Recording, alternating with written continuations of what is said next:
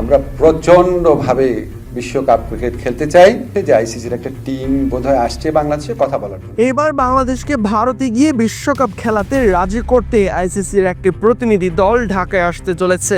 যুব ও ক্রীড়া উপদেষ্টা আসিফ নজরুল জানিয়েছেন, বাংলাদেশকে রাজি করাতে আইসিসির একটি দল খুব শীঘ্রই আসবে। তবে বাংলাদেশ এখনও তাদের অবস্থানে অটুট রয়েছে, কিছুতেই তারা ভারতে খেলতে যাবে না। মোস্তাফিজ ইস্যুর পর পুরো বাংলাদেশ এক হয়ে প্রতিবাদ জানিয়েছিল। সরকার এবং বিসিবি থেকেও ভারতে না যাওয়ার সিদ্ধান্ত নেওয়া হয়। বাংলাদেশের ভেন্যু পরিবর্তন করে শ্রীলঙ্কায় নেওয়ার জন্য আইসিসিকে চিঠিও দিয়েছে বিসিবি, তবে চিঠি চালাচালিতেও কাজ হয়নি।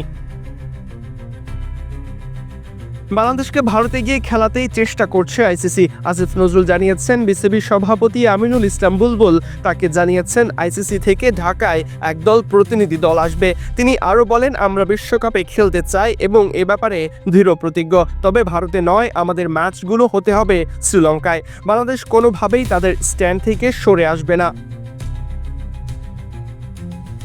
এদিকে গুঞ্জন রয়েছে, শ্রীলঙ্কায় বাংলাদেশের ম্যাচ সরিয়ে নেওয়ার জন্য প্রস্তুতি শুরু করেছে আইসিসি। তবে তারা শেষ পর্যন্ত চেষ্টা করতে চায় বাংলাদেশকে ভারতে নেওয়ার।